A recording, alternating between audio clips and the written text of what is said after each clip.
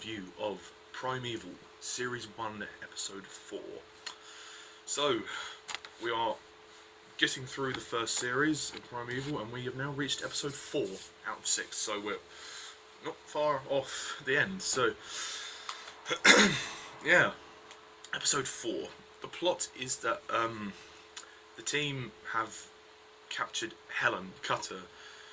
They went into the anomaly at the end of episode 3, and they brought her back, and they begin interrogating her, and she tells them that a pride of saber-toothed killers is waiting for them, and on its way in. Obviously this is all a big hoo-ha, and she wants to show them where they're going to come from, but she uses it as basically an escape route, and through the anomaly come a horde of dodos, which the team have to try and put back in the anomaly, but one of the dodos escapes and falls into the hands of Connor's friends, Tom and Duncan.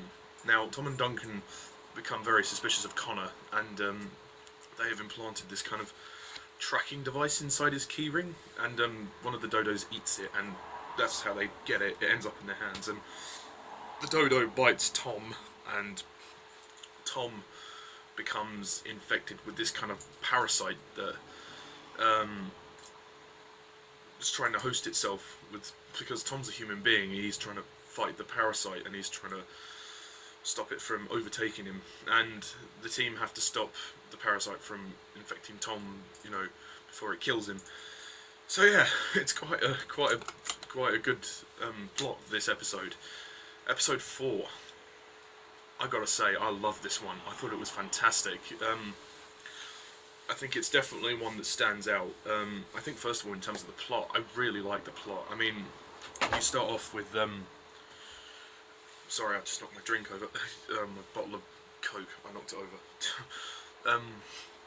You start off with the interrogation scene with Helen Cutter. That's all very good, and you can tell that there's something very suspicious about Helen, and I really like the character moments because, you know, Nick, there's tension between Nick and the team because Claudia and Lester feel that he is sort of in denial. Is like, you know, he claims to know her like in and out, and know what she's capable of, and know, oh, she wouldn't do this, Helen wouldn't do that, but obviously he's just seen her come back after 8 years, so the loyalties are still kind of there's a distrust with Helen, which I really liked. I mean, we've yet more to see of Helen as the show goes on, but yeah, no, for this episode, for what she had to do, that was quite good. The beginning was quite good when they thought it was an anomaly, but when they found the snake, that was really cool. Also, I forgot to mention in terms of the plot, Connor asks Abby if he can move in because he's basically been kicked out of his flat. So yeah, basically Abby has to kind of take in Connor temporarily, and there's a bit of an awkward moment when Stephen walks in and they're both stripped down to their underwear purely because of the heating of her flat, because of Rex, the lizard who is there. But yeah, no, that's a bit awkward. The episode is really good. It's paced really well. I really like seeing the dodos. I think they're really cool. Like, the CG is great, and the best sort of visual image that we get in the episode is when Stephen goes through the anomaly and he sees like the field, and like there's like loads of anomalies in there, and I just thought, as a visual thing, that was incredible for the budget, for 2007, for the budget. It's pretty amazing. That's pretty amazing. I really liked Connor in this episode. I thought he was really good, and especially during the last scene of the episode, which I'll mention in a bit. But the two characters that get more focus in here, Tom and Duncan, who are kind of Connor's two friends, I thought they did a good job as well, especially the guy that played Tom, because he had to deal with kind of the whole parasite thing, and he acted really well, and I thought he was really good. The episode kind of revolves around him more than Duncan. Duncan's good in the few bits he has. He's just a bit of an idiot, really. I mean, they uncover this big conspiracy. I mean, there's nothing going on, but they think there's this big conspiracy, and they're following Connor because they think Connor's hiding something. But Connor, obviously, he can't tell them what it is because it's so, like, they wouldn't believe him, for one, and, you know, it's such a big thing to tell someone. So yeah, there's some nice tension between the three of them there, and seeing Tom go through that, it's quite dark, this episode, as well, in the sense that, you know, the parasite is light resistant, so it doesn't allow anyone to go into the light, whoever is hosting. And Tom, it's kind of uncontrollable. There are moments when it's taking him over, and he attacks people. You know, he tries to attack Abby, he attacks the Doctor. I think this is one of the best acted episodes of the series. Like, there's some really intense moments, like the scene with Tom and Abby when he finds the dodo. He's like, "Do you think I'm stupid?" You know, he's like interrogating her. He's like, you know, "Tell me the truth about this big conspiracy." But obviously, she doesn't tell him. She tries to show him where the anomaly is, but it's gone, and he thinks that she's lying and stuff. I mean, towards the end, you think he's about to bite Abby, but then, you know, they come in and stop him. I like James Lester in this episode. He provides the light relief. He provides the comedy, which is good. Yeah, Stevens, you know, again, he's much the same. He doesn't really do much. He's there, and the actors, James Murray's okay, I suppose. I like Lucy Brown as Claudia. She's good. She's kind of torn, really, because, you know, she likes Cutter. You can tell she kind of likes him, but she's not really sure where her loyalty is. Like, she wants to do the job. She just wants to do the job, but she doesn't want. She wants Nick to kind of snap out of this whole mindset of Helen. Like, you know, she's some. You mean when you used to know her? So, you know, she's trying to get him to change his mindset about the way, you know, his wife is now. Yeah. Like, and the music is really good as well, especially towards the end. Really, really good music at the end. The direction as well for this episode is really good. I think the direction is better in this episode than the previous 3 episodes. I mean, I think the dodos look great. The visual effects and CGI are all great for the time, considering the budget.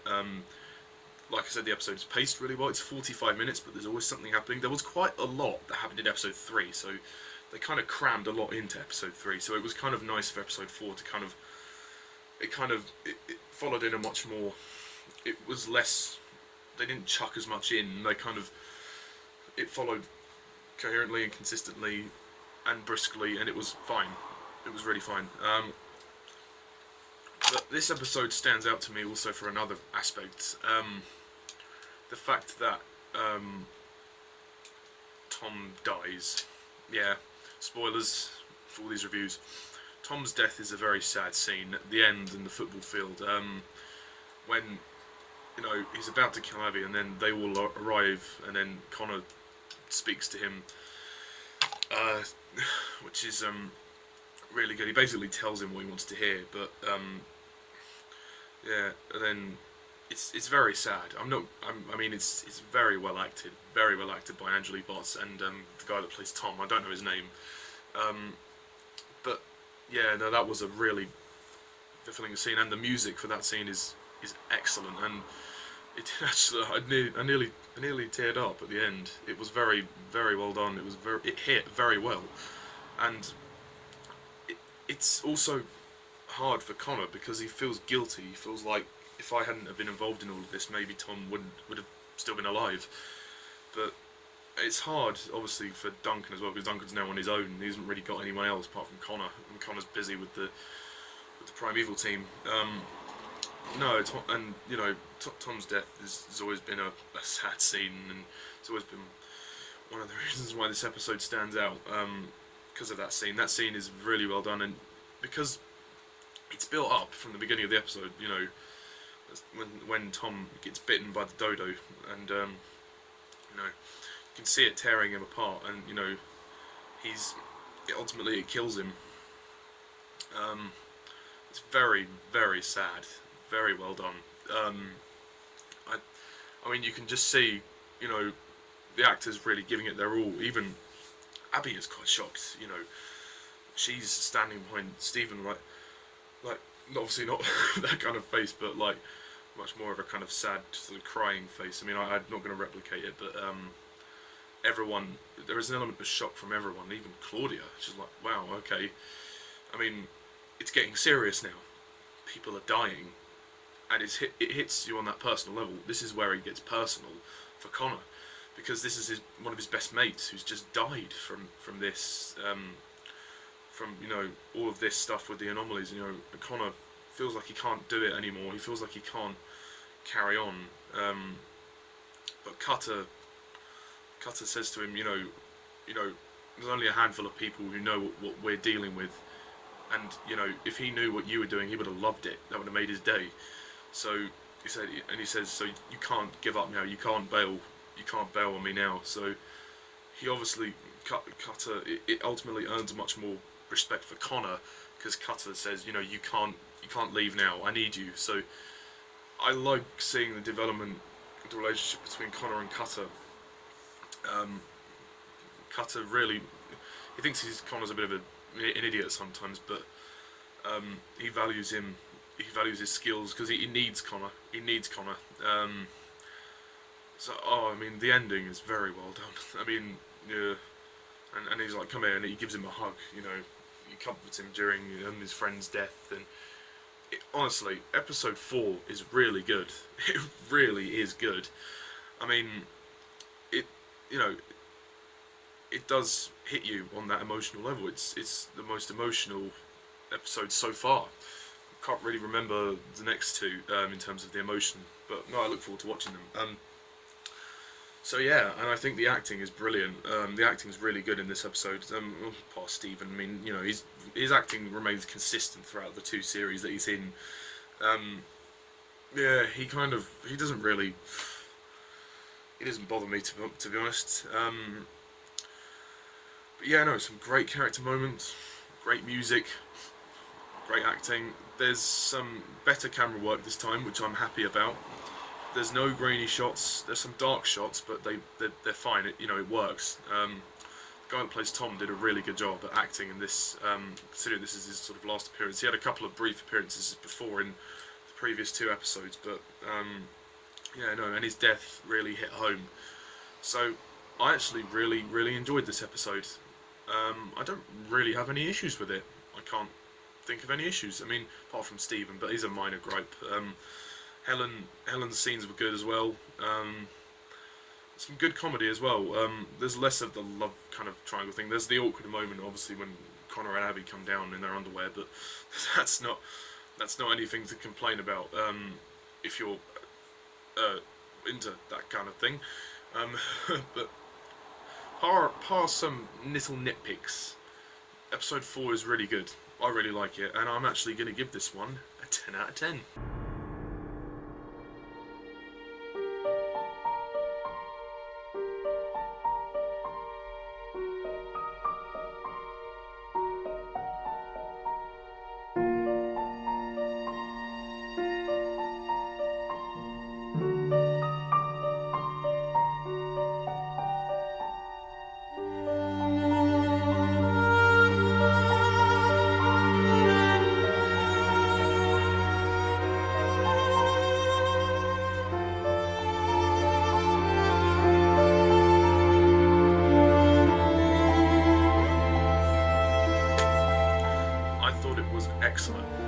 Excellent episode,